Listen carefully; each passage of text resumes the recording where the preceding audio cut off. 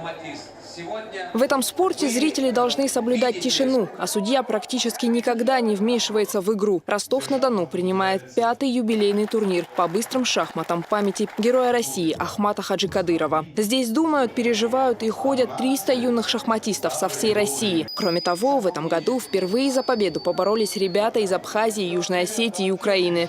Это грандиозное мероприятие, это большой праздник для многих-многих детей из разных уголков Российской Федерации. На сегодняшний день этот турнир журналистским сообществом признан самым зрелищным и самым красивым турниром в России.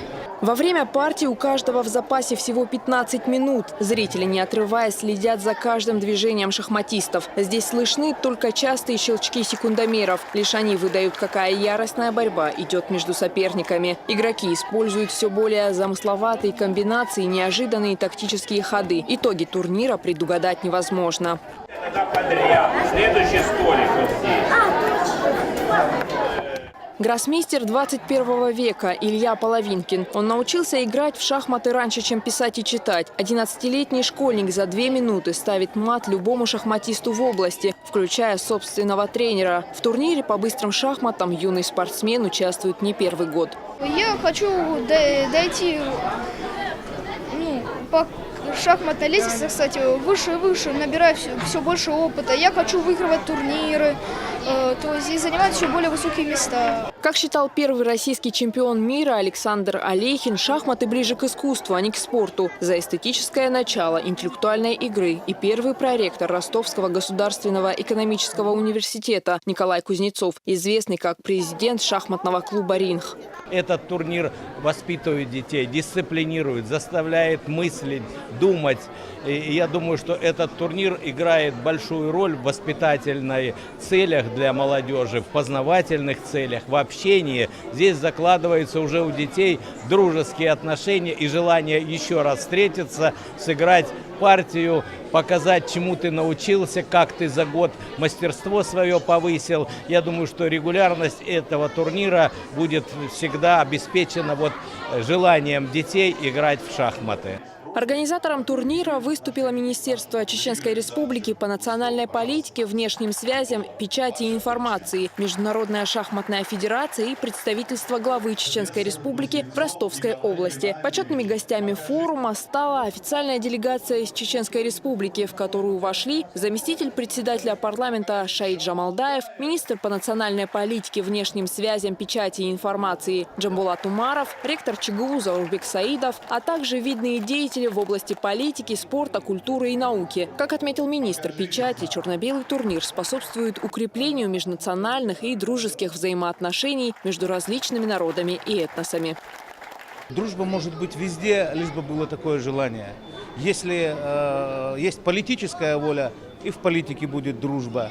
Но наиболее такая устоявшаяся, фундаментальная, настоящая доверительная дружба, она бывает в спорте, она бывает в общих увлечениях, она бывает в простом, теплом человеческом общении.